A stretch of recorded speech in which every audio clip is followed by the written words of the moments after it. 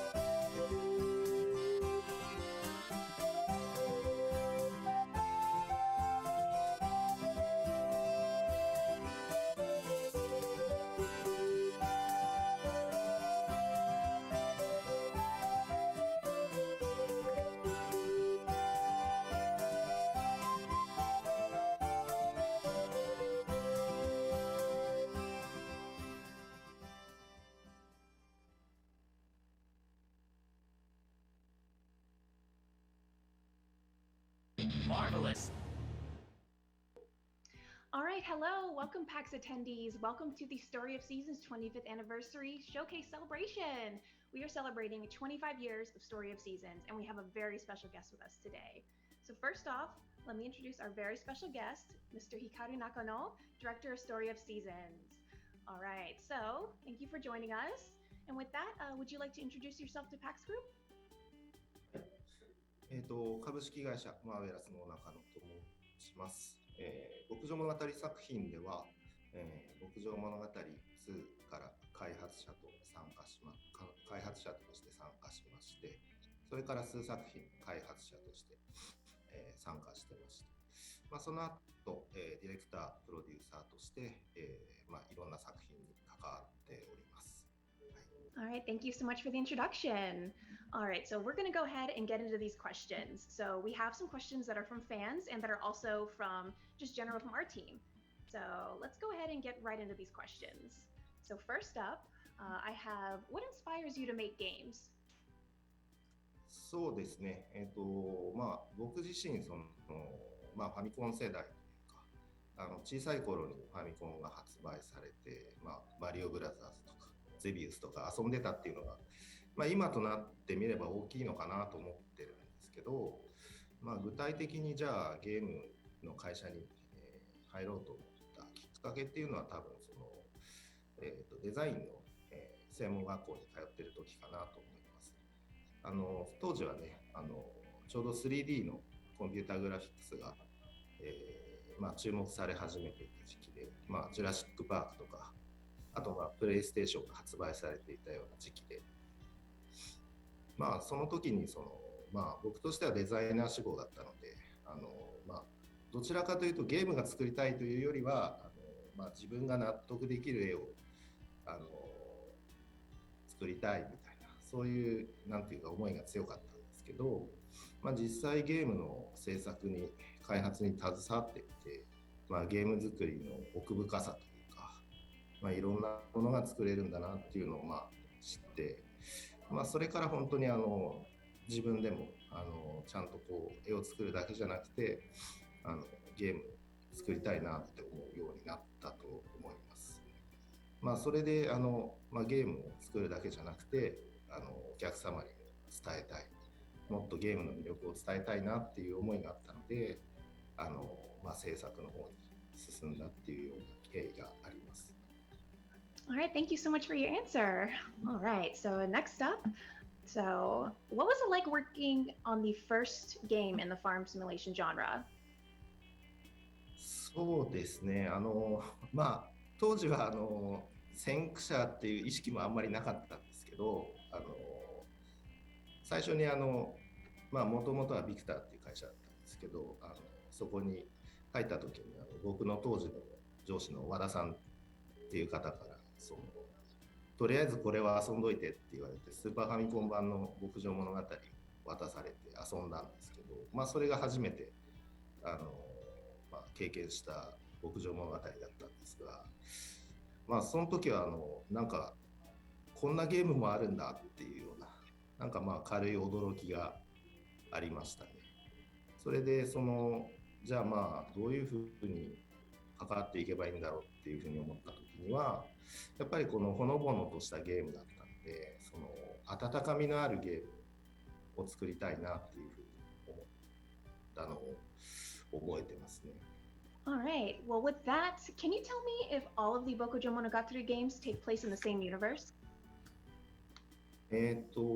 まあ僕の知る限りでは明確なルールはなくてですね、まあミネラルタウンと忘れ谷みたいなゲーム中でしっかり関連してるよっていうふうに語られている例はありますけど、基本的に他の作品の世界っていうのは違う世界で起こっていることだと僕は思っています。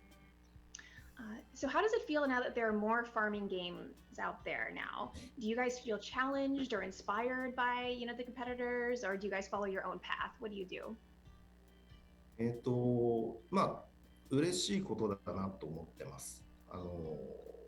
牧場物語ってすごくそれしかないっていうか、なかなかジャンルを形成するほどいろんなタイトルがあるタイプのゲームではなかったので、牧場シミュレーションみたいなジャンルができるぐらいタイトルが増えているっていうことは本当に嬉しいことだと思いますし、それだけ認知が広がっているんだなっていうふうには思います。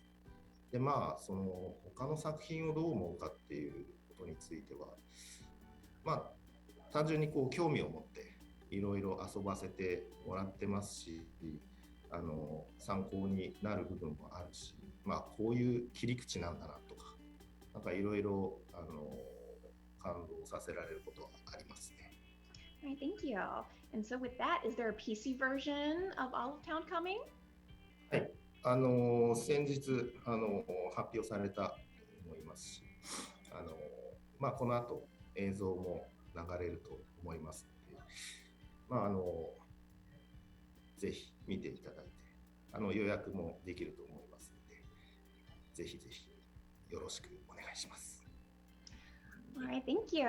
Yes, we're so excited for the PC version of Story of Seasons Pioneers of Olive Town, available now to wishlist on Steam. So make sure you take a look at that. And so with that, let's go ahead and dive into some questions related to Olive Town from our community and from our team. So let's go to our next question, which is, could you share a lesson you learned during the development of this title? そうですね、オリーブタウンの開発をしてみて、大きく課題は2つあったなと思っていて、まず1つはすごく時期的なことでもあるんですけども、コロナの影響でリモートワークを、途中からしなければいけなくなったんですけれども、このリモートワーク下でどうチームとして、開発を進めていくのか、またこれ途中からっていうのがまたなかなかくせ者でっていうか難しくて、今までは同じ場に集まって開発していたものがいきなり明日からみんな家で仕事をしてねみたいなことになったので、なかなかやっぱコミュニケーションが取るのが難しかったりとか、いろいろ街が発生しちゃったりとか、いろいろやり方が難しかったなと思います。なので今後もね、リモートワークっていうのは切っても切れないというか、続けていく必要があるものだと思っているので、これからよりコミュニケーションを密に取りながらゲームを開発していく必要があるんだなということが分かりました。あともう一点は、オリーブタウンでは牧場作品としてはほぼ初めてになると思うんですが、各リージョンの発売日を大体合わせることができたんですね。で、それは開発中から、課題として目標として持っていたことではあるんですが、これがやっぱりなかなか難しくて、初めて日本も、北米版もアジア版もっていうことで、同時に開発を進めるのがかなり難しいことで、やっぱりスケジュールの切り方だったりとか、あと翻訳のスケジュールの作り方だったりとか、なかなかうまくいかない部分があって、現在進行形でもなかなかパッチの配信の日時を合わせることができなかったりとか、お客様にご迷惑をおかけしている部分があって、これは本当に今後の課題としてしっかり取り組むべきことかなと思っています。All right, thank you so much for sharing. And so with that, is there any further backstory on Love It specifically? 大好きは僕もとても気に入っているキャラで、なかなか見た目のユニークなキャラクターなんですけれども、大好きは従来の作品でいうところの、グルメマンのようなポジションで、料理を評価しながら世界中を行き来しているような料理評論家なんですけれども、ちょっとなんていうか上から目線な語り口で、かつ自分の世界を持っているっていうところから、設定としては、なんていうか見えっ張りな部分があるキャラっていうふうにして作ったんですけども、その辺を松山先生がかなり個性的にデザインしてくれて、設定とデザインがすごくピタッとはまったというか、すごく個性的な、なかなかオリーブタウンの住人たちと一緒にいるところを見るとどうしても目がいっちゃうっていう、そういうキャラになったなと思います。All right, well, thank you so much for sharing. Love It is a popular of Western fans for sure.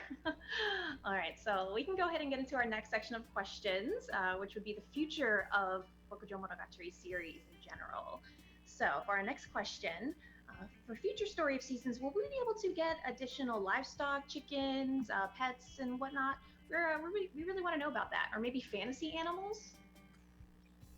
そうですね、動物たちは本当にいっぱい登場させたいですね。特に僕はペットとか牛みたいな飼う動物っていうものの他に野生動物をいっぱい出してあげたいなと思ってるんですよね。牧場物語って自然の中で暮らしている、ゲームなので、いろんな動物たちが道を歩いてたりとか森を散策している中で登場してきたすごく発見というか楽しいし、鳥のさえずりとかね、そういうのが聞こえてくるとやっぱり自然の中にいるんだなっていうことが感じられると思うので、特に野生動物は、いっぱい登場させたいですね。なかなか開発的な都合もあり、数が限られてしまう場合が多いんですけれども、今後ぜひぜひ野生動物は登場させたいと思っています。All right, well, thank you for sharing. Very excited. All right, so with that, we have a question that we've been getting a ton, so we definitely want to ask you, will rival marriages come back? 未定ですけども、僕自身はとてもライバルイベントの使用っていうのは大好きで、機会があれば、チャレンジしたいなと思っています。再開のミネラルタウンではちょっと、開発の整合性を取るために住人同士が結婚するっていう仕様はカットされてしまったんですけれども、なくなるわけではないと言いたいです。All right. Well, thank you for answering, Mr. Hikaru Nakano. All right. So next up, for our next question, will you ever bring back background stories into the Story of Seasons games? あります。今後も取り入れていきたいと思っています。All right. Well, thank you. All All right, so next up, what are your plans for older marriage candidates? Will we see more marriage candidates in their 30s or, for any of us older fans? そうですね、もう、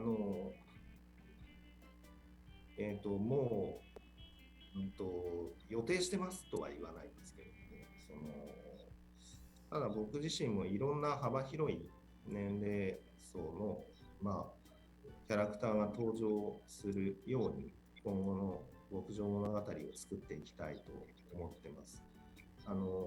特にね、牧場物語 DS 版とか、携帯機で出ていたものっていうのは、見た目がこうちっちゃいキャラだったっていうのもあるんですけれども、比較的若い恋愛候補たちだったと思うんですけれども、表現力が上がってきたりとか、いろいろこう昔とは違ってきている部分もあるので、今後はより制限なく幅広い年齢層のキャラクターが登場するんじゃないかなと思っています。All right, thank you. All right, so our next question is back to the animals. So, will picking up chickens or chickens cohabitating animals, will that come back in future games? はい、僕も動物とね触れ合いたいと思っているので、今後戻ってくると思いますよ。All right, well, thank you. All right, so with that, let's go to our next question. So, what features are planned going forward? 漠然としてますね。取り入れてみたい要素。なんだろうな、日々の変化を感じる暮らしっていうのを、僕自身はとても、表現するのを大事に思っているんですけれども、やっぱりこういろんな天候の変化ってあるじゃないですか。そういうところをもう少ししっかり表現したいというか、すごいこう細かいことで言えば雨にもいろんな雨があるし、夏の晴れと冬の晴れは違ったりするじゃないですか。そういうなんていうか季節を感じられたり、あと寒いなとか暑いなとか、そういうことがこう、日々感じられるような、ことをしてみたいなとは思っています。All right, thank you. I appreciate the answer. I know everyone will definitely appreciate the insight. And so let's go ahead and go into our next question. So, will you ever make an M-rated Story of Seasons game for adult players? なかなかセロ D ってこう結構高いレーティングなんですけど、将来的にないとも言えないんじゃないかなとは思います。なかなかレーティング高いといっても、じゃあどういうところでレーティングが高くなるのかっていうのは、いろんなパターンがあるとは思うんですけれども、あってもいいんじゃないかなとは思いますね。All right, well, thank you for your answer. And so these questions are a little bit more general when it comes to Story of Seasons, so we can go ahead and get into our next section of questions that we have. So with any large-scale development, planning is always the most important. It is key. When it comes to planning each title, is there a step-by-step breakdown that you can share? Do you evolve the story as the development goes, or does the story go first? Which one do you prefer? まず一番最初にすることというのはゲームのコンセプトを考えるところかなと思っています。オリーブタウンで言えば、一番重要なコンセプトっていうのは開拓っていうところなんですけれども、まずその作品をどういう作品にしたいかっていうコンセプトを、一番最初に決めます。で、コンセプトに従って、舞台設定とか、あとは世界観を考えていくんですけれども、キャラクターに関しては、舞台設定をする前からこういうキャラを出したいっていうパターンもありますし、舞台設定を作ってからこういうキャラクターがここにはいるんだろうっていうふうに、作る場合もあります。まあそうですね、でもまあ作品によりけりというところはありますね。All right, thank you. All right, so very important question. Which Story of Seasons game do you consider the most comprehensive look into your vision of the series? まあ自分がその開発を終えてみて一番満足できた作品っていうことで言えば、DS で発売されたキラキラ太陽と仲間たちという作品になるかなと思っています。これは一つ前の作品が君と育つ島っていう作品だったんですけれども、まあそのエンジンとか世界をある程度使った形で、作った作品なんですけれども、まあ限られた開発期間ではあったんですが、非常に完成度の高い、面白いゲームを作れたなと思っています。All right, well, thank you. And so next up, we have a very important question that I know myself and all of our community definitely wants to know the answer to, and that is, who is your favorite marriage candidate from the series? そうですね、なかなか誰が一番とは言いにくい部分もあるんですけれども、一番思い出深いキャラクターということで言えば、牧場物語3という作品に出てくるサラですね。サラという牧場の女の子がいて、まあ、馬に乗ったりする女の子なんですけれども、この子が一番思い出に残ってますね。すごくこう動物を大事に、しているキャラで、まあ、主人公にもことあるごとに、動物はしっかり責任を持って育てるんだぞっていうことを言ってくるキャラなんですけど、まあなかなかその牧場3っていうのがシナリオがすごくこう深い作品で、まあ、そういう意味では他の作品とはちょっと違うんですが、すごくこうサラの気持ちっていうのが、よく語られていて、まあ、僕にとってはかなり思い出の深いキャラクターです。All right, well, thank you for your insight. Definitely, definitely a fan favorite for sure too. All right, and so with this, we might as well go into our final question for our interview. Thank you so much for answering all of these questions.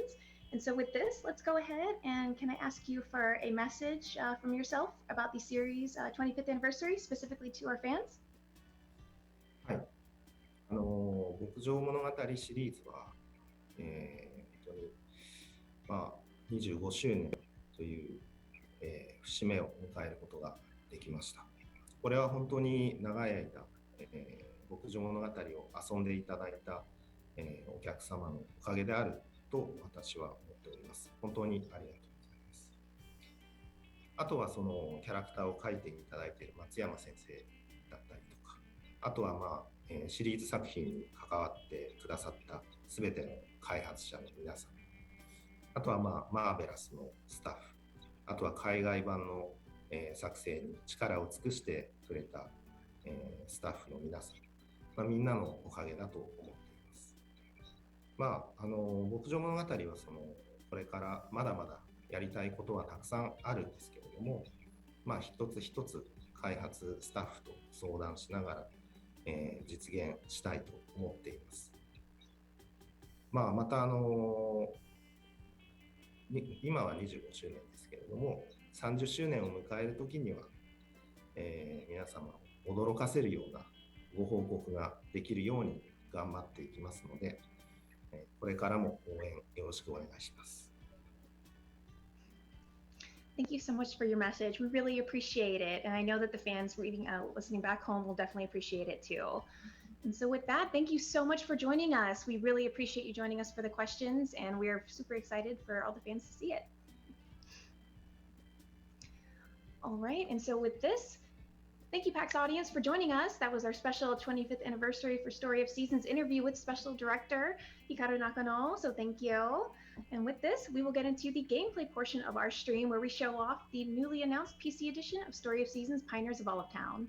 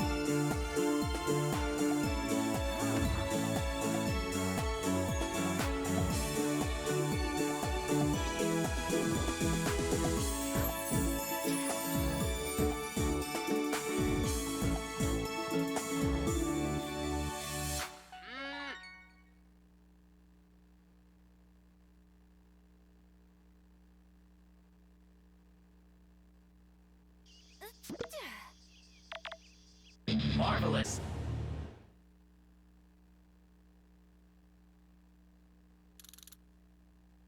All right, PAX attendees, Rebecca here, still here at PAX West for our 25th anniversary of Story of Seasons digital showcase. So thank you guys for hanging around and watching our interview with Director of Story of Seasons, Hikaru Nakano. So next up, we have a very special interview with our localization team. So with that, let's go ahead and get started. So with that, hello, Lori. How are you doing today? Hi, I'm doing great. It's really great to be here. Thanks for having me. Awesome. Well, we are so happy to have you. And so with that, for anyone who is new and hasn't seen our streams on the XC Twitch before, can you let everyone in the chat know what you work on with Story of Seasons? Sure. So for Story of Seasons Pioneers of Olive Town, I did both translation and editing. For translation, I translated most of the system and UI text and any other extra text that came in along the way. And then for editing, I worked on basically all of the character text for the events, whether they were, just regular villager events or romance events. Yeah, I worked on it all. Yeah, you definitely worked on everything around that. So yeah, and you can definitely see what you worked on in our localization blogs too. So thank you for letting us know about that. And so with that, we are going to be showing off the PC edition of Story of Seasons Pioneers of Olive Town in celebration of the recent announcement. So I'm very excited for that. Make sure you pre-order that today on Steam and take advantage of the 10% pre-order discount. And you'll also get the Buffalo Costume DLC extra. So make sure you pick that up when it comes out September 15th. And with that, we have some localization questions and some Story of Seasons related questions and a little bit of everything in between that we're going to be asking Lori, because I'm sure you guys in the community would love to know the answer to some of these questions. I know I do. And so with that, I'll go ahead and get started. So what inspired you to get into game localization, Lori? Oh gosh, it's kind of a long story, so I'll try to smush it together as concretely as I can. So when I was in college, I was a Japanese major. I had been teaching myself Japanese since I was about 10 years old, just like for fun. It was actually a Bokujo Monogatari screenshot in Japanese that inspired me to start teaching myself. And so in college, I knew I wanted to do something with Japanese, but I didn't know exactly what. And at the time, I was playing a very popular online game. And I managed to get to know some of the localization team for that game, and they were really inspiring. They told me just go for it. You can do it if you put your mind to it. This is what you have to do. And so I really remembered. I took to heart everything they told me, and I took the steps. I got my JLPTN1. I lived in Japan for about 2 years. I went to an intensive learning school where I could really use my Japanese skills, and you know, in my spare time I was doing fan translations just for myself and for the fan community of that online game. I would do like lore translations whenever we had Japanese text, because it was a game that was localized in 4 different languages, and you know, that was what I was doing before, and so you know, I kind of gave it a shot at Xseed when I was, you know, looking for work. And I was like, I don't know if this is gonna really work out. This is like a really like 1 in a million chance. And lo and behold, like the position was for localization associate, but they were like, yeah, we liked your translation test so much, and we appreciated the fact that you did fan translations, that we just want to make you a translator. And it was literally a dream come true. I've been living my best life since, and I'm, you know, really happy to be here. So what you're saying is you didn't let your dreams be dreams. Exactly. Awesome. Well, you heard it here, folks. Don't let your dreams be dreams. All right. So next up, so I guess that kind of leads into our next question, which is, what was your first experience with the Bokujo Monogatari series? Oh gosh, I must have been at least like 5 or 6 years old. One of my friends in the neighborhood, their older sibling, was playing Bokujo Monogatari 2 on the N64, and I remember watching it and being so fascinated with it. I was like, this is so cool. You can have a farm, you can raise animals, you can like talk to cute girls. That's awesome. So I went home and I told my sisters about it, and I was like, this is amazing. Can we like get this game? And so we all like begged our mom to get us the game on N64, and so, you know, we all played it together, and it was, you know, it still is a really important memory for me. We all would like sit around the couch and like backseat each other and be like, no, you should get turnips, or no, you should get cabbages. Or, like, no, you should date that girl, or whatever, and we would just have a really fun time. Oh, how sweet. What cute sibling bonding. How very cute. So I guess that kind of goes into our next question as well, which is, what would be your personal favorite aspect of the games? Would it be like farming or marriage or the events, or, you know, what are you into personally, Lori? Oh gosh, this is really tough for me. I feel like I'm going to be cheating if I say all of them. So like, if I had to narrow it down, I would probably say like every game will have a new kind of cast of marriage candidates, and one of my favorite parts, you know, as a fan and as somebody who works on the series now, is meeting all of them and getting to know them, and you know, as they're introduced, as the game gets closer to release, I love seeing the fan reactions, because I was part of that to a certain extent for a very long time, and so seeing the hype about it, and seeing, you know, people's experiences as they're, you know, getting to know these characters when they finally get the game, like marrying these characters, it's very fun. It's always been like a very like kind of social thing, and Bokumono, I think, has always been, you know, a social game that balances, you know, the social and farming aspects pretty well. So you know, getting to know the girls and guys in each town has always been a really fun aspect of each new title in the series. Awesome. Yeah, it definitely seems like the social aspect, definitely one of the biggest draws for both myself and obviously it seems like you too. And so I guess with that, I mean, I know I mentioned a little bit marriage before, but so who is your favorite bachelor or bachelorette? Oh gosh. If it might be too difficult, we can stick to Friends of Mineral Town and Pioneers of Olive Town if we want, or, you know, we can, whatever you want. So there are a lot of bachelors and bachelorettes to choose from though, so I understand the difficulty. Yeah, I mean, definitely in the entire series, my very favorite bachelor or bachelorette was actually, there was a wizard character in one of the Wii titles, and he melted my heart for some reason. I was like 14 years old, and I was like, oh, I love him, and I decided to like date him because he was like, he stayed up all night, and he was alone. He didn't have any friends, so you just like give him coffee every day. He'd be like, oh, this is very nice, thank you. And he spoke in this very like sad kind of affectation in Japanese, and I had imported the Japanese version of this game, and so I was like so thrilled to like, you know, have the game earlier than usual and like get to know this guy. But in terms of like more recent games, for example, like Friends of Mineral Town or Pioneers of Olive Town, for Friends of Mineral Town, Ellie is definitely my best girl. She always has been for a very long time. Potpourri is a close second, but then for Pioneers of Olive Town, it's definitely Bridget for best girl. Best guy is difficult for me. Probably Pioneers of Olive Town. Jack really grew on me, but like I don't want want to say Lars because he's not marriageable, but he's a marriage candidate in my heart. So I'll just say, yeah, Lars is cool. That's one dream we have to let be dreams, I guess. That's right. How cute.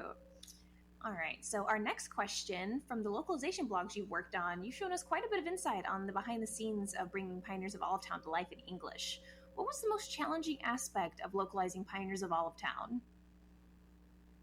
Ooh, I want to say this was the first title for me that was being released so closely to the Japanese version.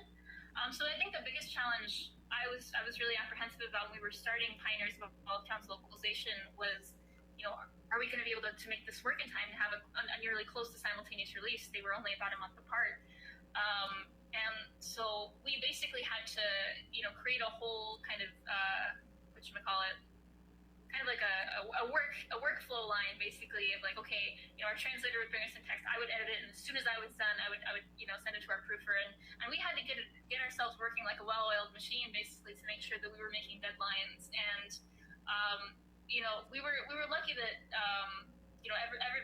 everybody's just really great. I mean, we had a great time working on it, and the game's text was very fun to work on as well. It wasn't super text heavy compared to, like, say, Trio of Towns, so we had a little bit more leeway of working with the deadlines as well. And so it was a challenge, but we did manage to do it, and thanks to everybody's teamwork.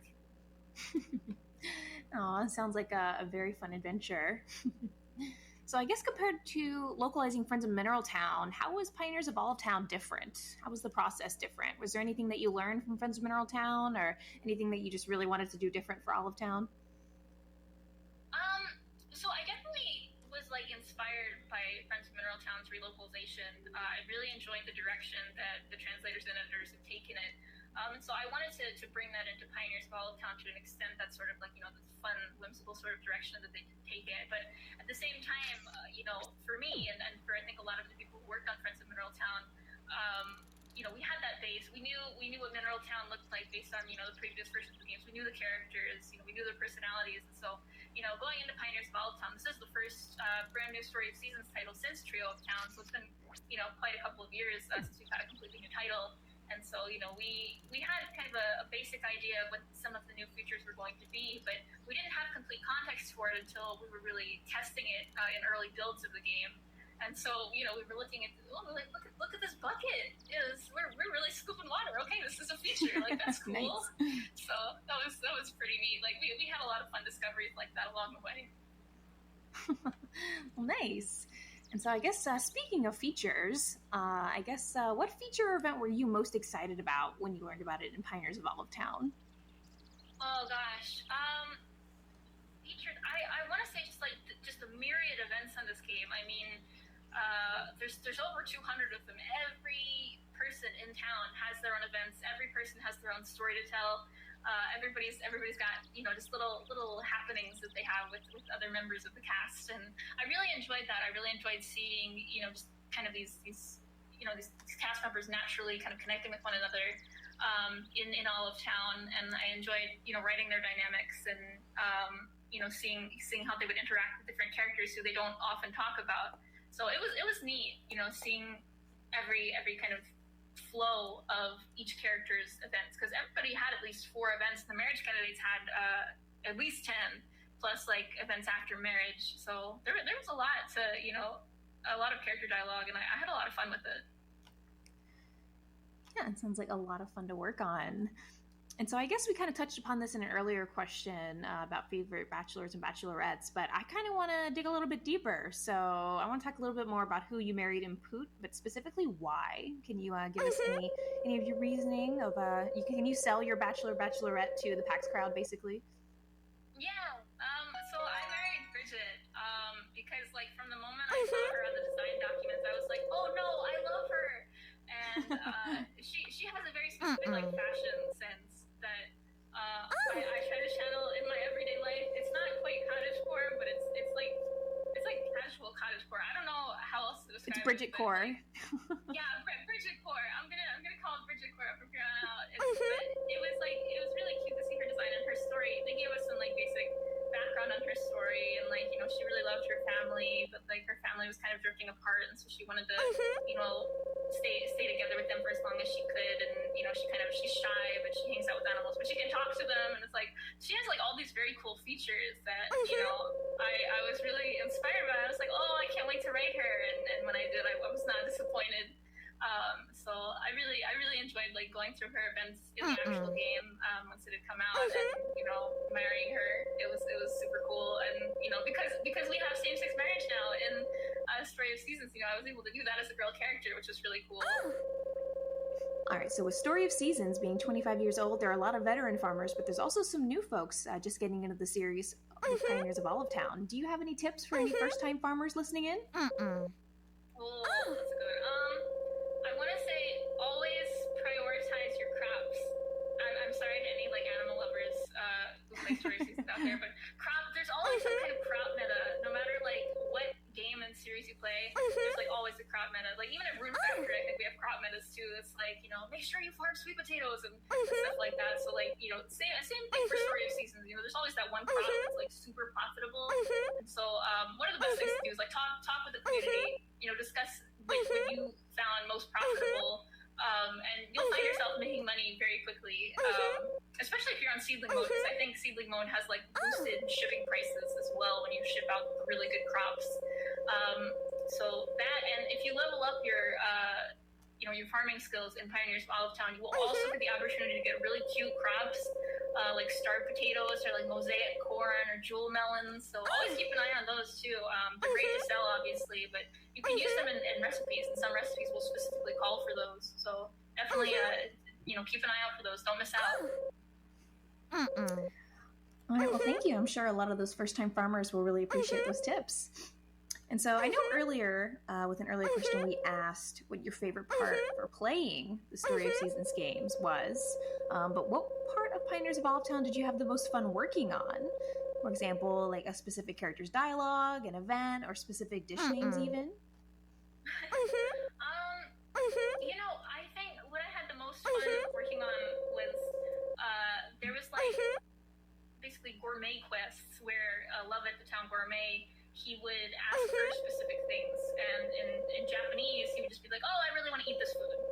But in English I was like, I want to bring life to this, because I was playing games this time that like really whose localizations were really like they in Japanese some of these descriptions were like, this is an item, and then in English they were like, this item has a long and storied history. I'm like, this is amazing, like I want to do something like this. So I managed to talk to the devs for Pioneers of Olive Town about it and to say like, hey, I want to work within the limits of the text. Can we add text to that to make it a little more exciting for players who are doing these gourmet quests? And they were like, yeah, sure, why not? So I got to write all of the gourmet quest descriptions that Lovett has about just like some of the recipes that he requests, and I was able to give Lovett a little extra lore as well behind like why he likes these recipes, or why he's asking for these recipes, or like just fun facts about the recipes that you're sending him. And then I had a whole bunch of fun with that. It was really fun to be able to do something like completely personal in a Story of Seasons game like that, but still keep it to the lore of the game. Very fun. All right, so Story of Seasons Pioneers of Olive Town brings back some older characters from previous games in the series with the Expansion Pass DLC, which you worked on.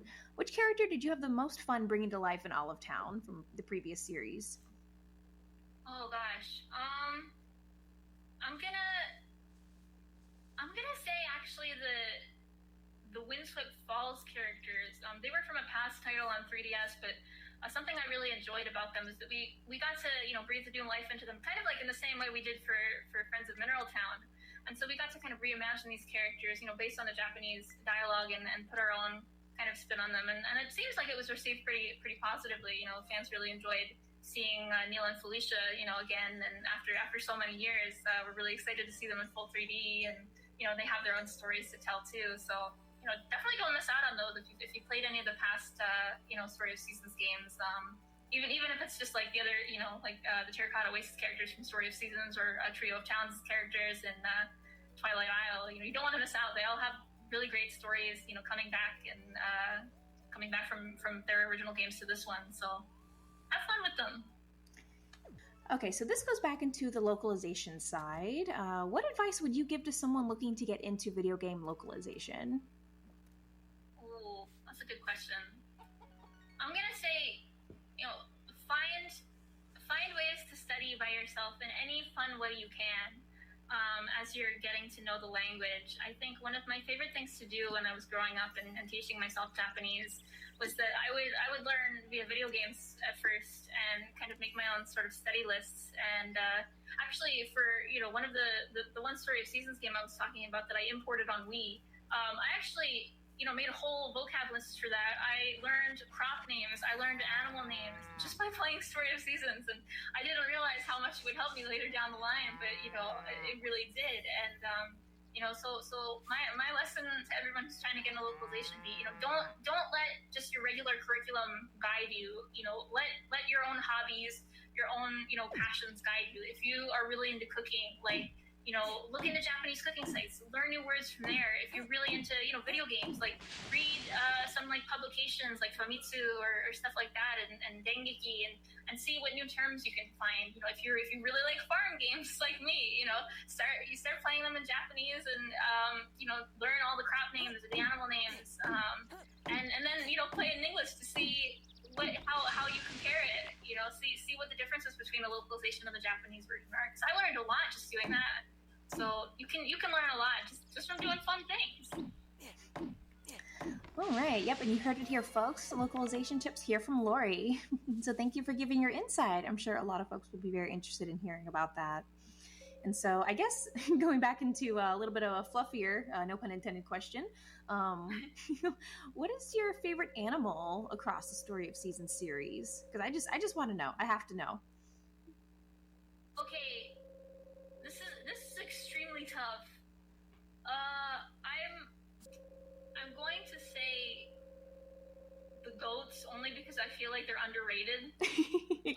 Goat champion. The series, yeah, I feel like the goats are the real goat in this series because they are standing next to the cows. We're just as good as the cows, and everybody's like, no, I'll take the strawberry cows. Oh, goats, but they're the underdogs in this game, and I can relate to that. So I appreciate the goats in Story of Seasons whenever they do pop up. They usually don't, but Pioneers of Olive Town actually has 2 types of goats, and I was like, yeah, goats. So. All right, so you hear it now. We are championing goats here now on the Story of Seasons 25th anniversary stream for sure. All right, so I guess we can go ahead and get into our final question of the day, which is, do you have any closing remarks for the Story of Seasons fans out there as we close out our 25th anniversary celebration showcase? Oh gosh, thank you guys so much for playing Story of Seasons. As a longtime fan, I know that the series means so much to a lot of people, and we're so glad that you're still here playing farm games with us, because we love farm games too. And so we're really glad that all of you guys are a part of this story. So thank you so much for all of your support these past 25 years, and we can't wait for the next 25. That's for sure. And thank you, Lori, so much for joining us. Really appreciate it joining us for PAX. Thank you. Thank you. All right. Well, as we close up our stream, everyone, I do want to let everyone know that Story of Seasons Pioneers of Olive Town is coming to Steam on September 15th. And again, make sure you pre-order now to take advantage of that 10% pre-order discount and receive the Buffalo costume DLC as well. And also, just a reminder that Friends of Mineral Town is coming to PlayStation 4 and Xbox One with the Strawberry Hanako plushie making her return. Very excited. And also, make sure you follow Xseed Games on our socials and join our Discord at discord.gg/xseedgames. Till next time, bye-bye. Bye.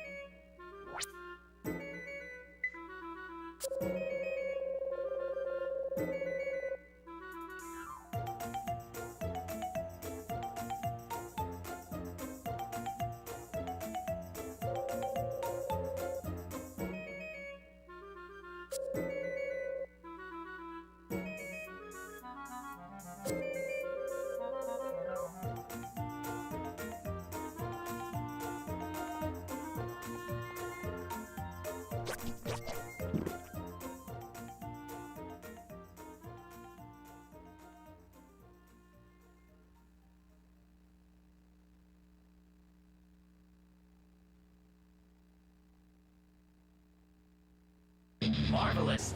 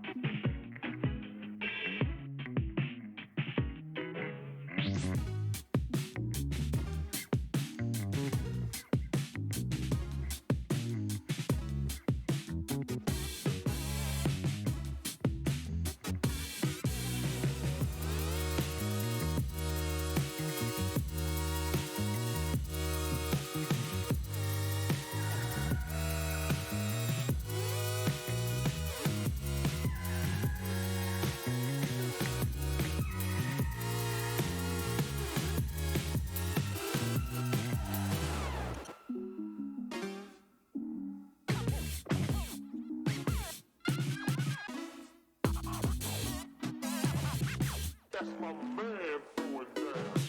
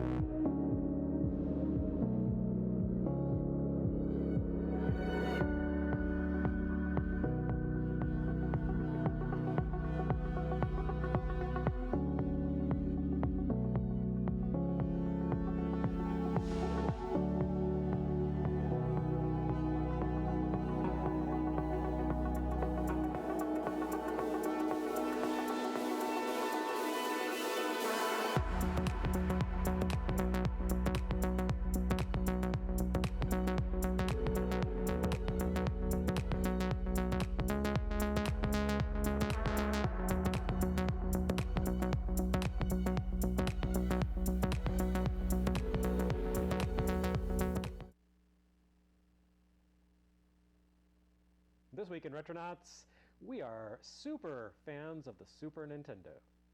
Hi everyone, welcome to this virtual PAX panel of Retronauts. I am Jeremy Parrish, hosting this panel, this pretend panel, this panel through the ether. But what is not pretend is the fact that it is the Super Nintendo Entertainment System's 30th anniversary of its American debut back in August of 1991.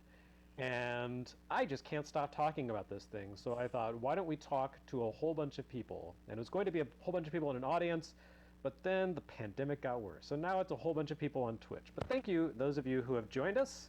I have pulled together as many Retronauts hosts, co-hosts, as I possibly can. Bob could not be here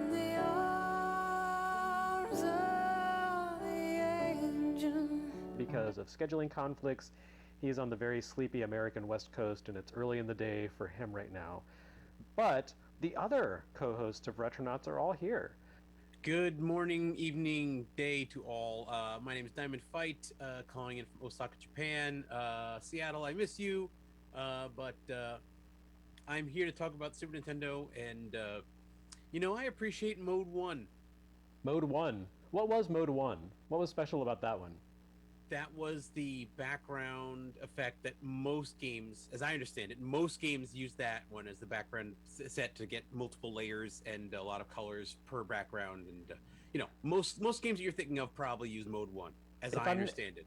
If I'm not mistaken, Mode 1 was actually, wow, we're diving right in. But I think that was the one that had the most layers of scrolling. Like, it could have like 5 or 6 layers, 4 or 5.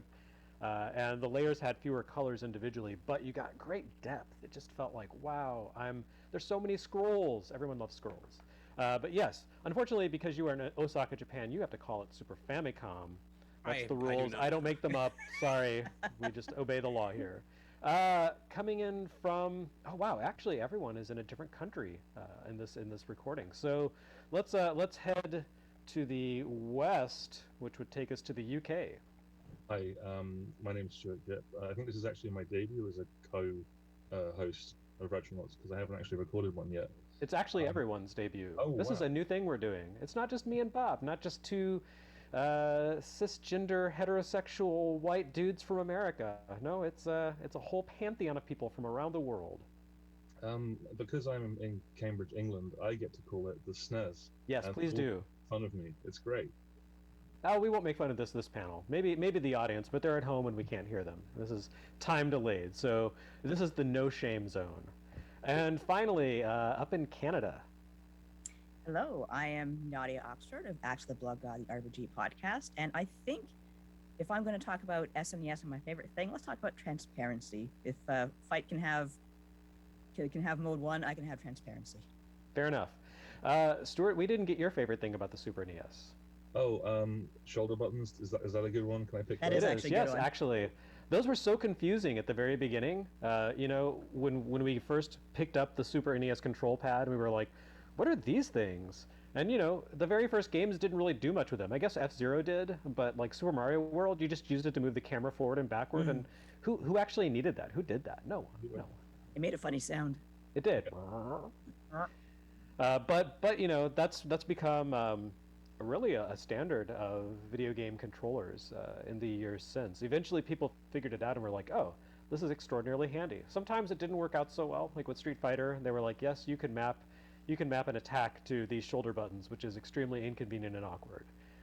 But you had things like cycling through menu pages in Final Fantasy, probably some other stuff, Mega Man moving X. laterally. Switching weapons automatically, like that was a big thing. That's true. Not having to go to the title or the menu screen. Yeah. The best one is in the Roadrunner game. If you press L, he goes meep meep. And that's the best one. He does the tongue thing, which I'm not going to do because it would be disgusting. But that was kind of the precursor to a Boy and His Blob's hug button, really. Yeah. Just a button dedicated to something completely pointless. I love that. But the Super NES had buttons to spare. The NES and the Sega Master System and the Atari 7800, they all had 2-button controllers, and Nintendo came out of the gate swinging with a 6-button controller. Sega already had its Genesis, or Mega Drive, if you will, available on the market, and that had 3 buttons. But Nintendo was like, hold on, 3 buttons isn't enough. We're going to do twice as many. Our system is half as fast, but we're going to have twice as many buttons. And that was the 16-bit console war dynamic in a nutshell.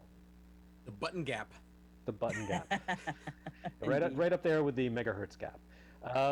So, if you don't mind my asking, where did each of you first encounter the Super NES? Was it at the system's launch, or was it many years later? Did you immediately appreciate it, or were you more of a Sega kid? I'm curious to know. Why don't we start with you, Stuart? Because I bet you were a Sega kid, or maybe a ZX Spectrum kid. I was both of those things, but I was a Sega kid because I did not have a 16-bit system, and all my friends had Mega Drives, so I didn't really. I spent a little bit of time with the SNES playing Street Fighter 2 at friends, or playing stuff like Aladdin many years later, but I didn't get to really explore it until re-releases, emulation, that sort of thing. But it's a kind of dawning realization that it's got probably one of the richest libraries of any system, basically. So yeah, I've got a lot of. I mean, all you have to do is look at the SNES Classic Mini and just try and find a bad game on that thing, basically. Diamond.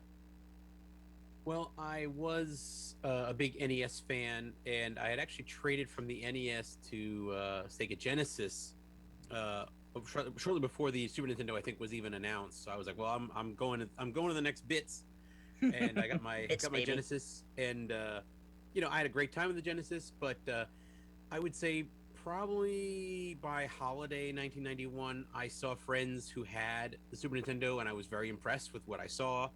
I was also in spring of 90. It took me. That's right. It took me a while. I think it was spring '93, where I was in France as part of a high school exchange program. I was visiting at La Rochelle, and my hosts had a Super Nintendo, or I guess I don't know. Yeah, Super Nintendo, Super NES. Yeah. Yeah, I don't know. Nadia, maybe what's French for Super Nintendo? Do we have a Le Super Nintendo. I honestly have no idea. Okay, it's probably something like that. Probably that.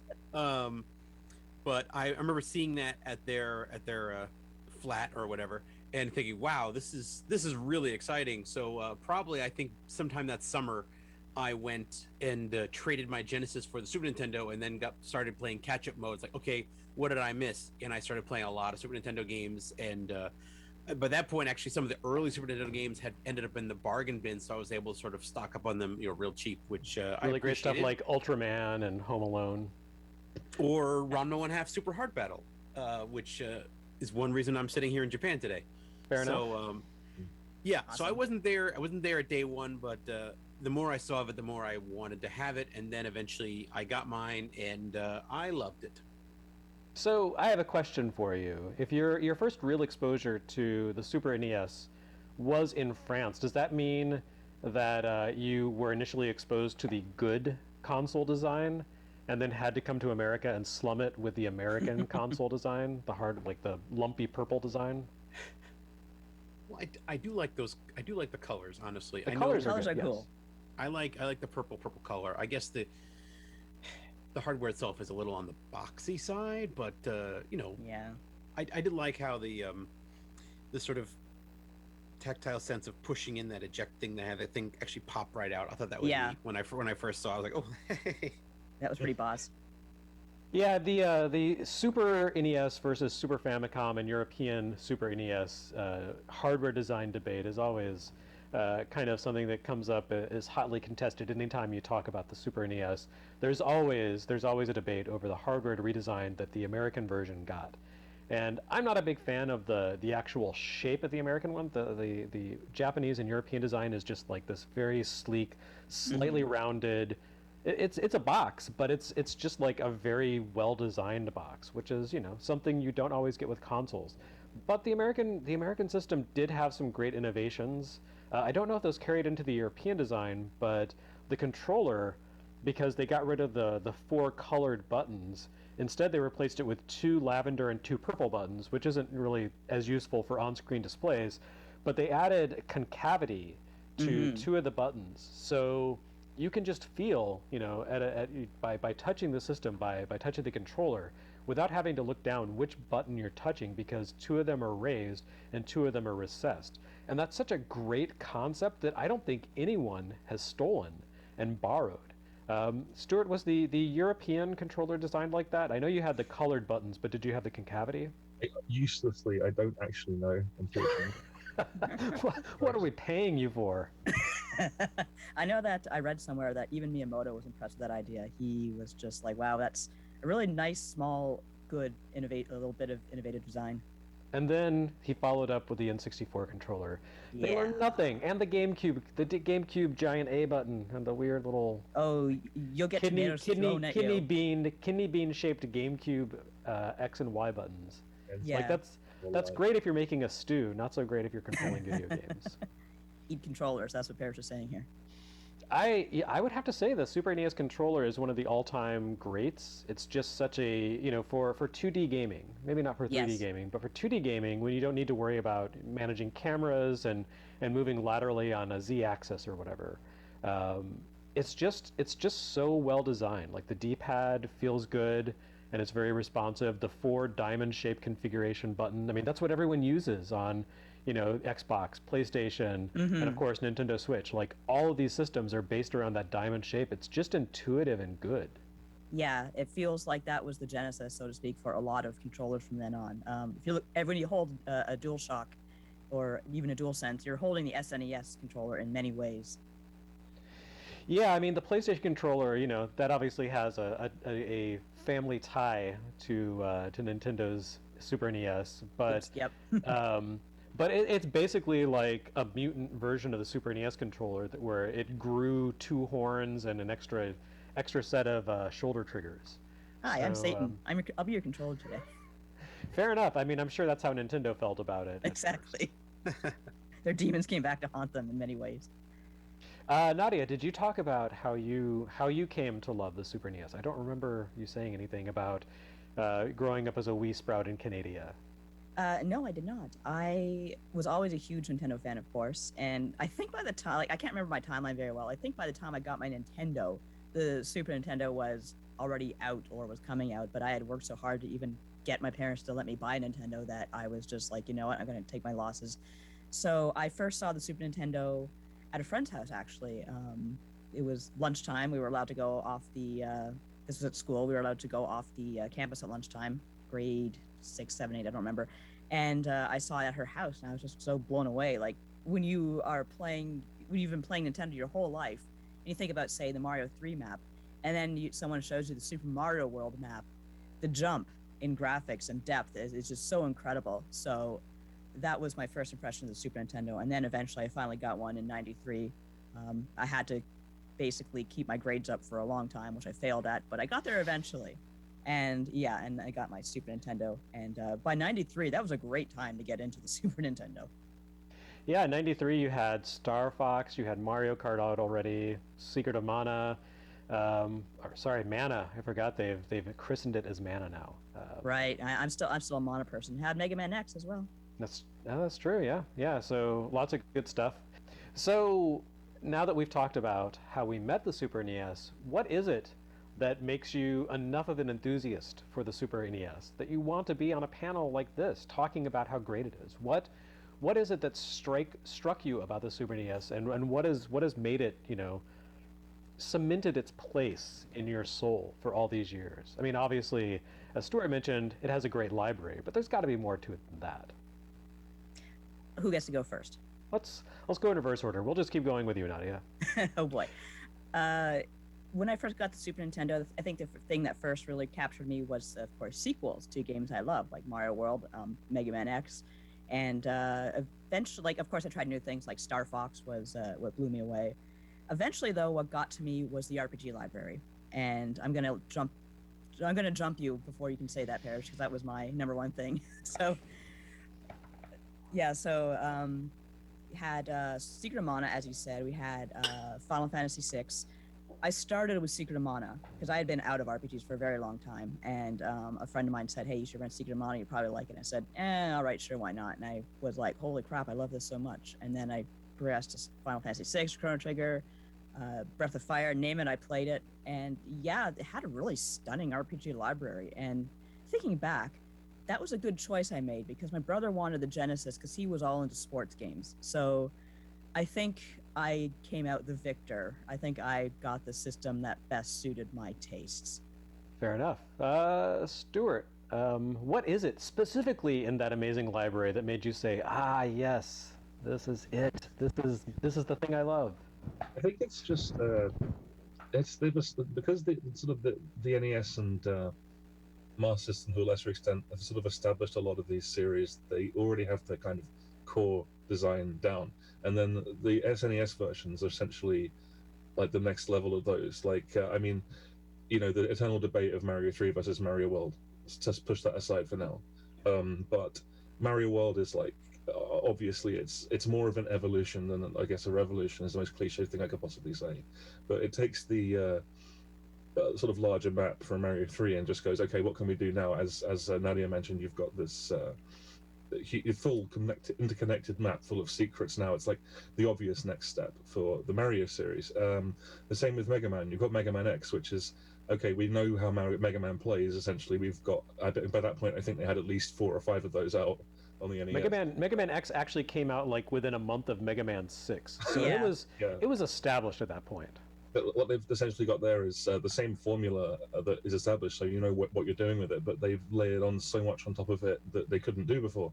You've got the armor system. You've got the Maverick bosses with so many more sort of attacks and variation and stages that change depending on what order you play them in. Hidden things in the stages that you can then revisit to get, which they'd only sort of briefly dabbled with before. But really, it's the 16-bit like. Gameplay in its pretty much prime place because it's a machine designed to do that rather than trying to push hardware that can't or do with sort of the throwback stuff like the later PlayStation 2D stuff. It's hard to explain, I suppose, but it's just like the absolute like apex sort of traditional 2D gaming, I'd say. Like everything there was just on all cylinders. I mean, there were some horrible games, but the quality ratio is pretty damn high, I would say. Mm-hmm. And it's difficult to argue that most of the actual best games in those series were on that system, the ones that were made famous there or reached their full sort of prominence there. It's just a majestic console. It is. Basically. I think it's got a small. I do love obviously the Mega Drive. I love the Mega Drive, but it would be really difficult to argue. Like if someone comes to you and says this SNES is the best console ever, you can't really like. No, you have to concede that, but yeah, kind of, pretty much, yeah. I will say that there are Sega fans who will consider the claim that the Super NES was the pinnacle of 2D gaming fighting words, because the Saturn came along a few years later, and they loved them some Saturn, and the Saturn was amazing. It was not pure 2D though. Like it went back and forth between 2D and 3D, and sometimes integrated both. And the Super NES did not have a lot of 3D going on for it. I mean, it did have, you know, the ability to do some rudimentary 3D, but it wasn't good. It was impressive considering the limitations of the system. But you know, it's like you see a dog juggling and you're like, wow, I can't believe that dog is juggling. But that doesn't necessarily mean that you want to, like, you know, pin your career on the juggling dog. I don't know where this metaphor is going, but the point is, the point is that Star Fox needed a juggling dog. I think that's what I'm saying. It had a juggling fox. It did. Did he juggle? I think he could if he wanted to. Fox McCloud was too cool to juggle. He like shot up a casino machine, a slot machine. That's almost the same thing. Kind of the same thing, yeah. But yeah, you know, one of the funny things that I learned speaking to Dylan Cuthbert a few years ago, who was with Argonaut, who, you know, the company that created Star Fox, and he was kind of the main programmer on that, is that the chip that they designed for the Super NES, the FX2 chip, which started out with a code name of Mario and the O was like a 0 or something, that was actually developed before the Super NES hardware spec was complete. And there was actually some discussion at Nintendo of integrating that chip into the hardware. And that's such a fascinating alternate reality to consider. I mean, I think they decided not to because it was really late in the process of development. And, you know, had they actually stuck that chip in there, it would have raised the cost of the console quite a bit. So they said, okay, no, let's not do this, and it just was, the expansion cards, which that's still pretty cool. But what would that have been like? Like, would the Super NES have had the all-time classic library that it does? Because developers really had to just kind of focus on making the most of 2D tech, unless they paid a huge amount for the FX chip, or would they have been like, no, every game should now be like 12 frames per second and consist entirely of boxes moving around awkwardly in space without the controls to really back it up? Would that have derailed human history? Would things have gone even worse had that happened? I don't know. It's a question worth asking. That is a very interesting question because, yeah, I only just recently found out about the Super Nintendo having the FX chip in another reality. And I feel like maybe we would have seen a time when developers would have experimented with this thing, like say Star Fox took off, like that was Nintendo's first 3D game, like just out of example. And they said, hey, we can do this too because everyone's so impressed with this, we'll just make some WoW money. And then maybe it would have faded away and maybe then we would have gone back to, history would have been righted, as it were. But I'm not sure because, I mean, I love the original Star Fox. I just don't care. I will sit here and defend original Star Fox forever. But I will admit that 3D games on the Super Nintendo, especially, as much as I hate to say it, Star Fox 2 was not great. I can kind of see why Nintendo trashed it to focus more on Star Fox 64. So I don't think we would have had a great time if we'd had the Super FX chip in there.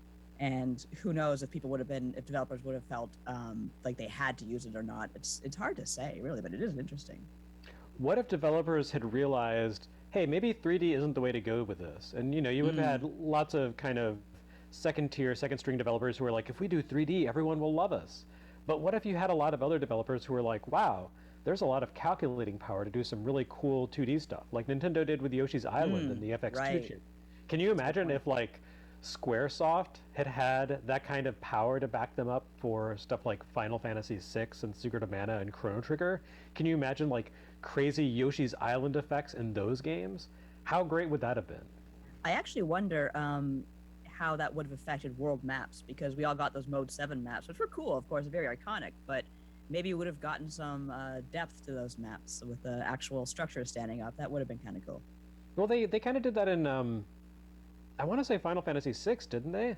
No, everything seemed like it was maybe slightly raised, but it was really flat. There's a little more dimensionality to Final Fantasy VI, or should we call it 3, than there was to the other RPGs that had the like you're walking along a stretched sheet of rubber and you're popping up and everything is just like printed on the floor. It's like you're walking across the most elaborate painted floor in the galaxy. Yeah. But they did start to add some elements of three-dimensionality, like sprites and stuff that showed up on the maps. But yeah, it could have been more interesting. Who knows? So we haven't asked Fight. Diamond, how about you? What has made you say Super NES? That's the thing. That's what rocks. Well, I'm caught up in everyone else's answers, and now the theoretical idea of what if Super Nintendo had just had FX chips in there all the time. That's really kind of mind-blowing to think about. But yeah, I think probably the simplest way to put it is that it was sort of the first sequel console. I know that the Genesis came out first, but the Genesis was basically coming out, replacing a console that was not a big hit. Like the Nintendo was a huge hit, and Nintendo's like, okay, well, here's our new Nintendo. It's like, oh, new Nintendo? What do you mean? And that sort of taught us, oh, okay, well, if you love these games, after a few years, we can make an even better machine. And obviously there's some downsides to that model, but I think from a pure entertainment standpoint, I think that was such a powerful hook. It's like, okay, all those games you liked, we're gonna make more of them, and they're gonna look better, and we're gonna have some of them, in some cases, little tweaks that'll make them more exciting or more appealing or just bigger in a way you didn't expect.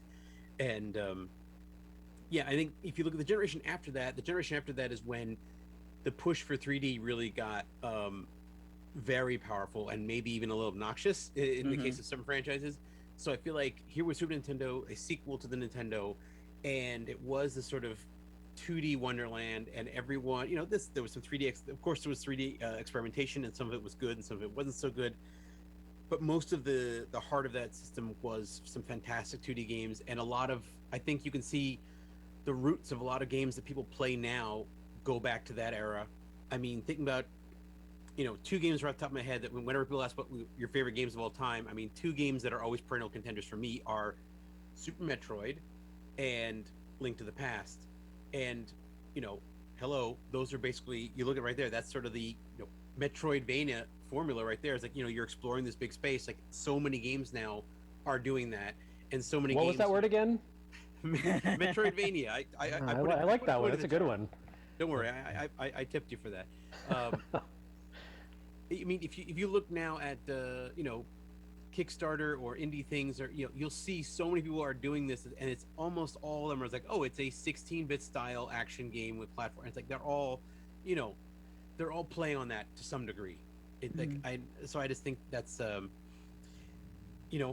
partly it's just age and when people came about when they played the system, but I really think like you can see you see a lot of seeds there, and those seeds have bloomed 30 years later, and people are still eating the fruit. And the dog's juggling too. I think the dog is juggling the fruit, actually. Yes. And eating it.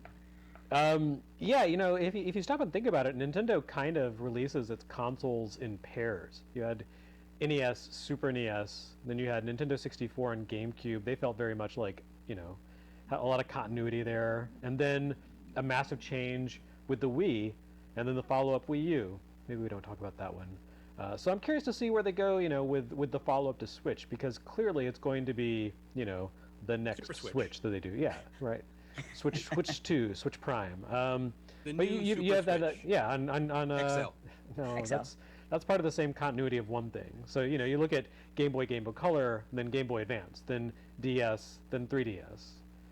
And then they stopped making handheld systems because the console became a handheld. It's amazing. Virtual Switch. Ah, yes.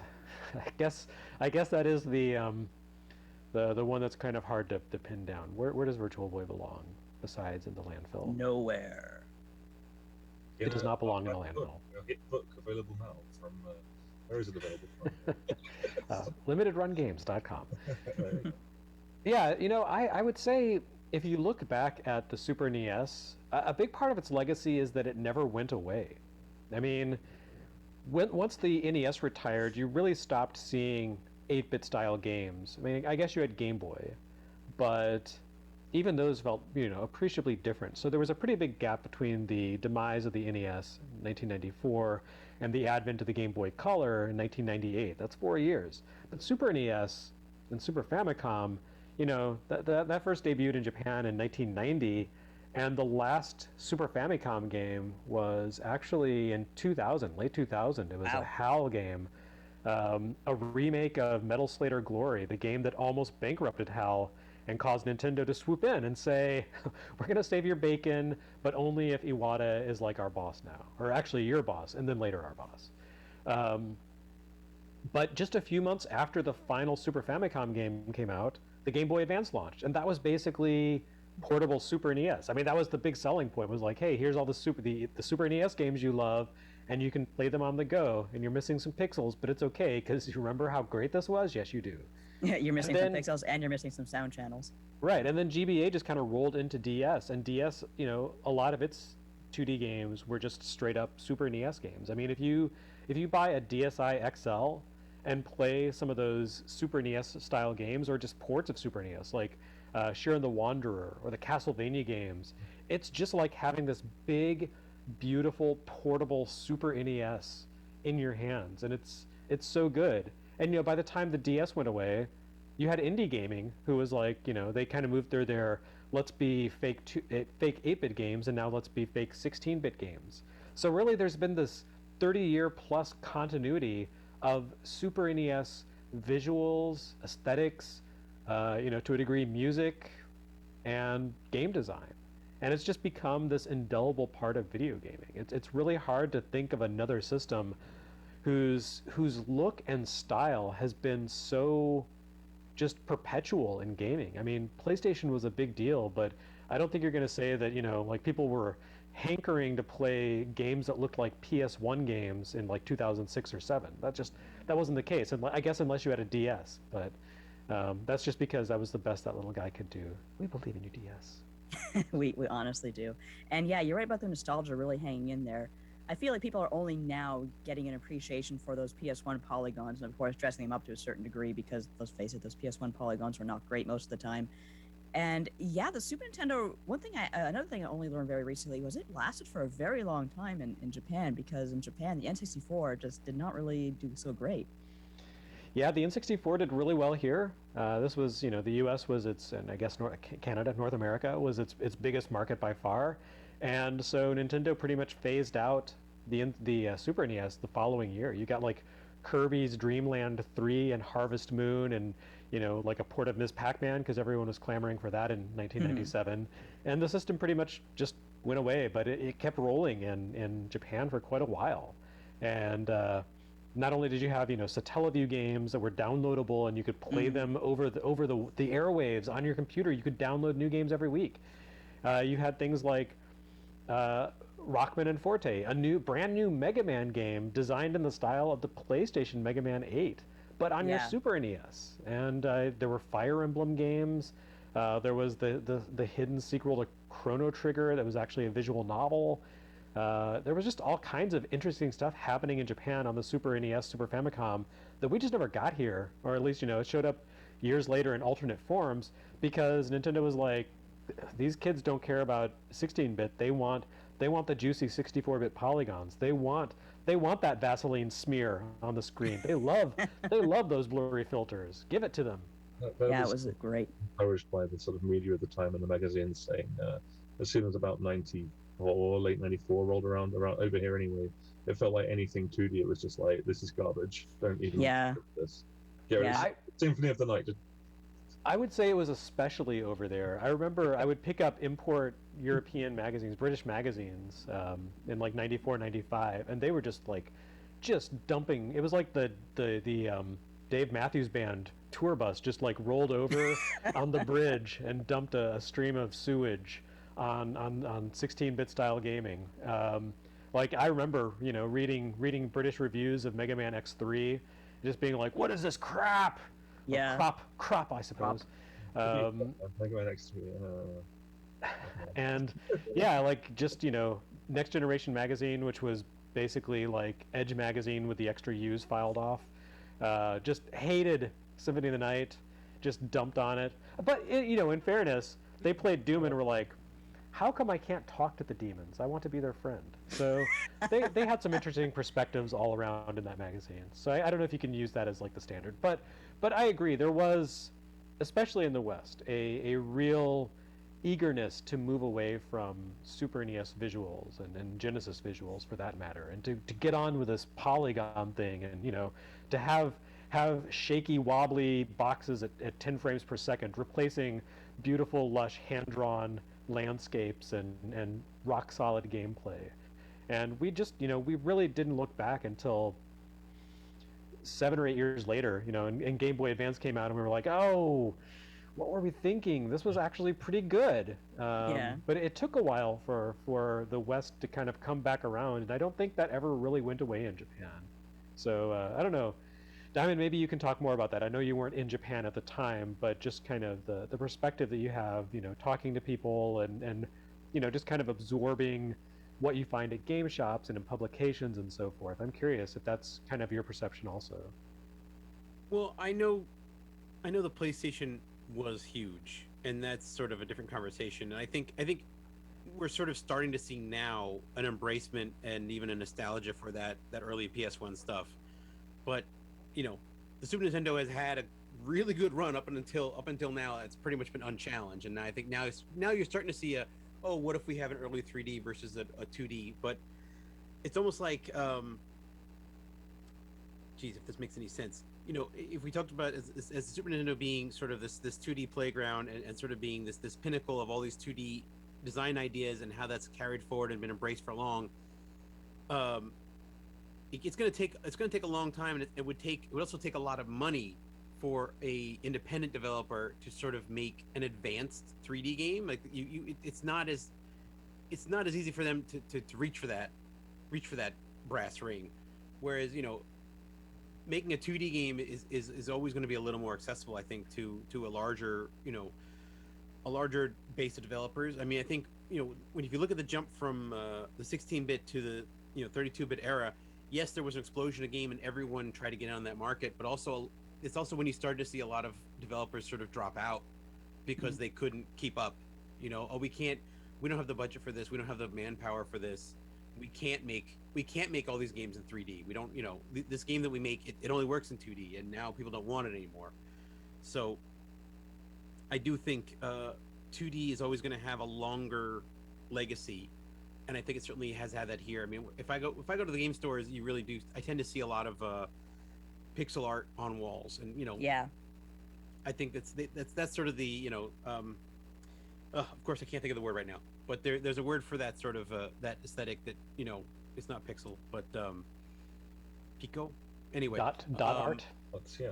Yeah.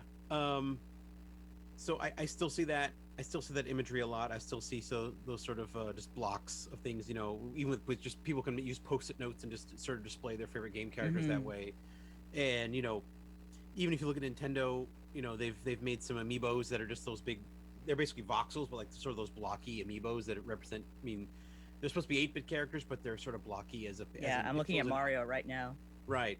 I think it's good. It's going to be a while, if ever, where you're going to see some sort of embracement of sort of the low poly model. I mean, Super Mario Odyssey had the low poly Mario, but that was the first time I think I ever saw that one. Of one exception, and that's the Final Fantasy VII characters. I've seen them in polygon blocks because I have a set myself. Yeah, there's some Virtua Fighter figures that are designed like the Model 2 Virtua Fighter characters, all blocky and there's definitely some nostalgia for that, but it's not as pervasive. And we're getting there.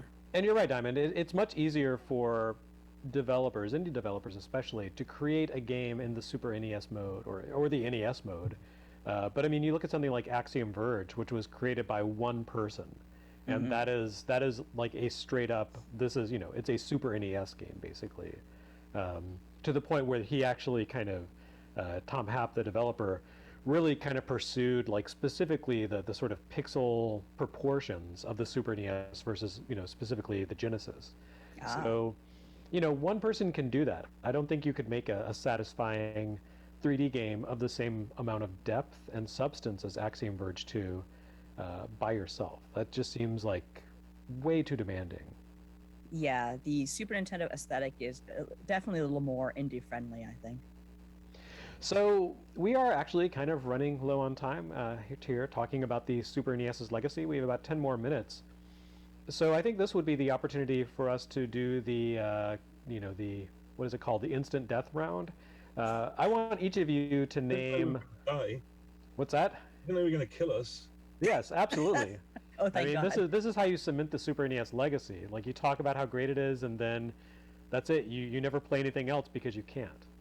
No, we're going to. I'm going to challenge each of you to name the 3 perfect Super NES games. It's okay if there's some overlap, but I want to hear from you which 3 games for Super NES are just perfect. Which embody the essence of all that is Super NES. Stuart, I'm going to put you on the spot since you made jokes about dying. I'm going to make you wish I'd killed you. Okay. Well, I'm going to make you guys wish you were dead when I tell you all the games that I love. No. Zool and. Oh God, not the same question. Don't ask me about Zool later. That's an episode in itself. Yeah, it's a whole episode exactly. I saw your button. Ask me about Zool. Yeah. Oh yeah. It's just out of frame. It's just out of frame. Well, Donkey Kong Country, the first one, is one of my favorites. If only, graphics aside, which are still amazing. People will argue about that, but I'm afraid they're all wrong, and it looks amazing. If you play that game on a CRT as opposed to like emulating it on a big monitor, it looks incredible. Yeah. Like everything just blends together because of the nature of CRTs, and it really does. Like, I think it's easy to forget just how mind-blowing that game looked coming from a Super NES in 1994. But if you cast yourself back into the actual technology we were using with like composite connections, it really did look like, hey, somehow there's like a PlayStation game running on my Super NES. I don't know how they did it, and high definition graphics kind of reveal the lie there, the flimflammery, but at the time, amazing. It's the sort of thing where you'd think it was gimmick to distract you from sort of rote gameplay, but I don't think that at all. I think it plays brilliantly. I think it plays smoothly. I think there's a lot of momentum behind it, and not just in the way you move, but the way it's structured. It's very very fast paced.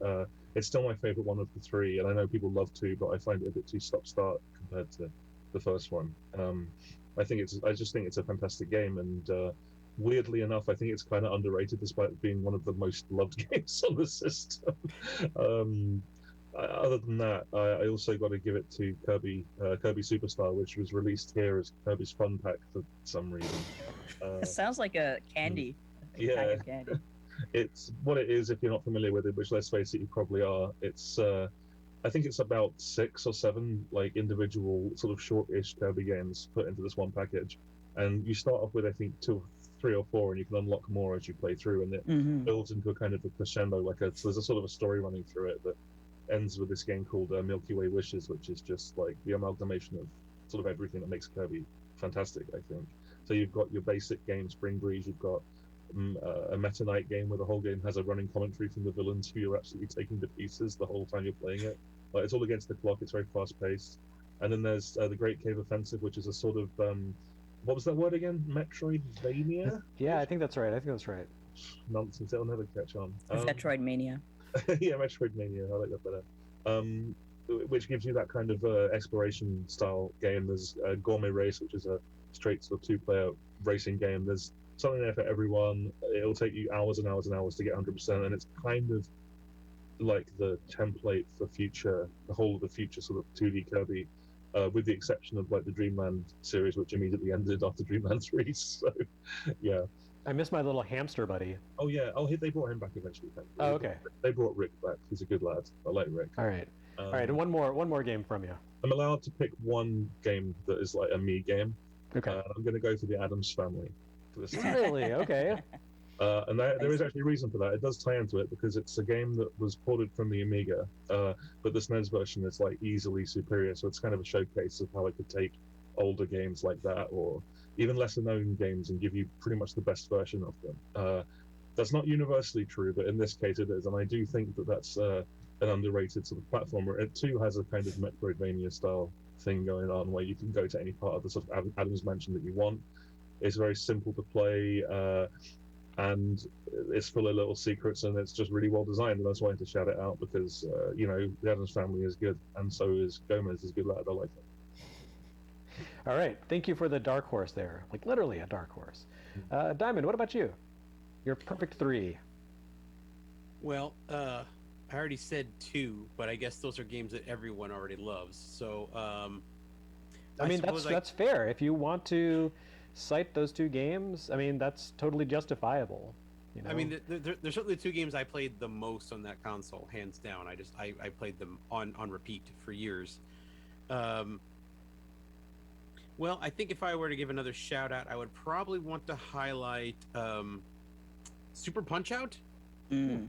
Because as a kid growing up in the 80s and seeing Punch Out in the arcades, and then seeing what Punch Out became on NES, like I love Punch Out on NES. It's a great game, but I still had the memory of the arcade in my head. I was like, this doesn't look anything like the arcade game. It's a fun game, but I wish it looked more like those arcade games where you had this. You felt like you were a boxer, and the effect where you looked through yourself and you're punching someone, and it's a big silly cartoon character. And Super Punch Out is that. Super Punch Out delivers that. Here, you are a character. You're basically semi-transparent, and you face up against this just an increasingly ridiculous number of some of them aren't even boxers. I mean, eventually there's a guy who comes out and he's got a stick. That's completely against the rules. He's just gonna beat your ass with a stick. That's it. He's had it. He's got a stick and he's like 90 years old, and no one telling him to put the stick down. And you try and take it. Yeah. He's not giving it up. It's part of his hand. So I think that was just a wonderful. That was a game that I remember when I first put it in and played it at home. I was just so thrilled, like, oh, this is what this is what I really wanted. This is what and there's so many games I think you could probably say that about. I mean, I'm not gonna pick any more games, but yeah, I think if I was gonna pick a third game to pair off with the other two that have just sort of dominated my brain for 30 years, I would say Super Punch Out is there, and it's this one it's so much fun to play and even just to look at, and I guess it probably didn't do so well here in Japan. I don't think it made the cut for the Super Famicom Mini. I think it was more of I think it was only on the American version, which is a shame because I think even if you're not a boxing person, I'm not like a boxing person, but I love that game. So, All right, Nadia. I'm going to go with Mega Man X, Final Fantasy 6 or 3, and Chrono Trigger. I think if you are an RPG fan, Final Fantasy 6 or Chrono Trigger kind of speak for themselves. How monumentally important they were for the genre, particularly it showed you that RPGs could be more than simple sprites marching across the screen. It also showed you that they have incredible graphics, incredible music. And I think Mega Man X to this day is one of the most perfect action games ever made. Like, it's just one of those games that I pick up and I play it for an hour or two, and it's just always there, like my muscle memory. It's just so smooth and easy to go through. And I think those are the three games that are like just really hard to go wrong with. Unless you're not an RPG fan, then you're screwed. But it's a good basis, I think, if you are an RPG fan. And of course, if you are an action game fan, Mega Man X is the way to go. I'll echo Stuart and say that Donkey Kong Country is fantastic. I prefer 2 a little bit more, but I do think 1 is amazing. And I have to say, as a Canadian, I've never seen a more realistic depiction of a snowstorm coming in a video game than Donkey Kong Country, and the mountain levels where the sky just gradually darkens and the snow gets closer and closer, and then you just can't see a damn thing anymore. That's pretty realistic.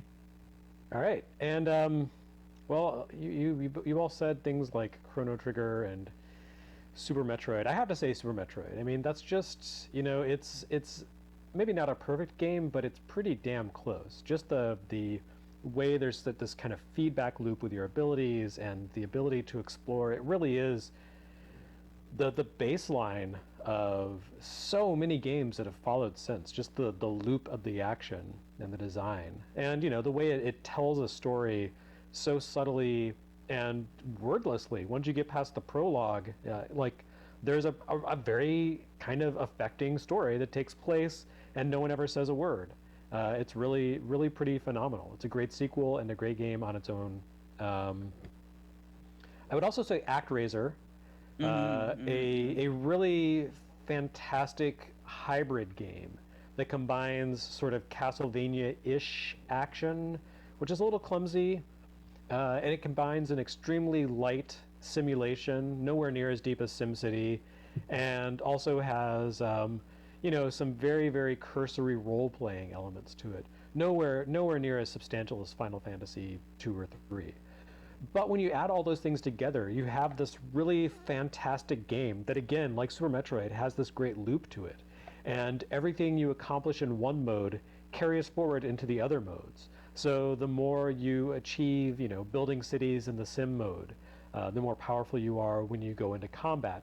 And the better you do in combat, the more points you earn, the more effectively you can build your simulation. And it just, there's all these little story vignettes. It really reminds me of Dragon Quest in that way, where it's, you go to a place and there's a tiny little bit of story, just enough to kind of keep you going and to motivate you, and then you sort of get your feedback from the citizens you've helped. And even though they're like these tiny little 5-pixel, you can't even call them effigies of a human.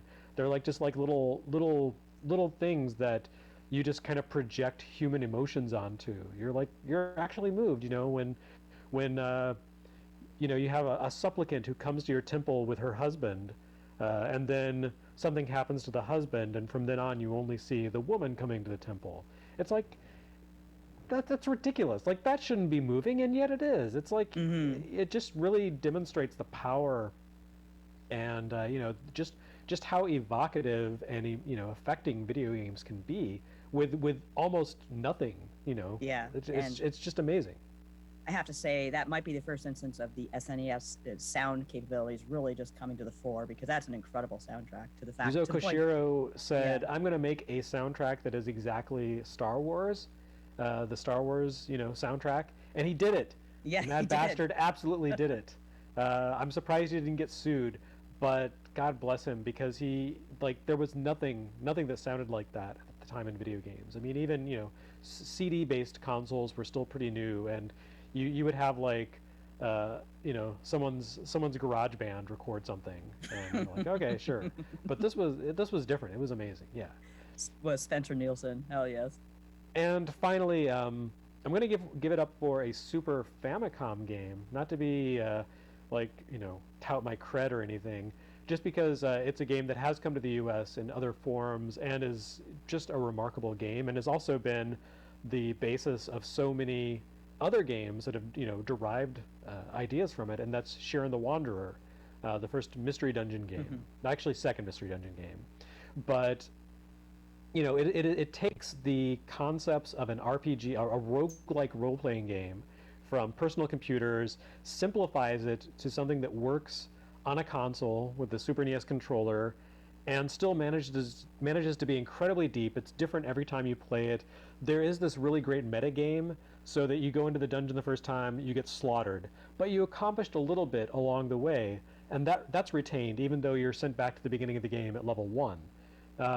And so it's just this progressive adventure. The Super Famicom game is really interesting because it has a battery backup, and every action you take, the game saves. So there's no save scumming, there's no backtracking, there's no way to, like, trick the game. Like, you go into a dungeon, you know, swing and miss at an enemy, and it hits you really hard. You can't say, well, I'm gonna rewind back to the beginning of this dungeon, because that whiff and counterattack is enshrined in memory. Is that the first instance of console autosaving? I don't want to say that it is, but maybe. I don't know. Could be. Could be. But in any case, it's yeah, just a phenomenal game. Tons of depth. It came out in the U.S. on Nintendo DS and was pretty much, you know, they added a little bit, but it's largely unchanged. More recently, the 5th game has come out on Switch and I think PS4 and PC. I should know this because I worked on it for a limited run. It was the Tower of Fate and the Dice of Fortune, I believe is the subtitle. It's very unwieldy, but it's an amazing game. So good. And, you know, it really draws visually and mechanically from that timeless Super NES game from like 1993, 94. So, yeah, it's an amazing console.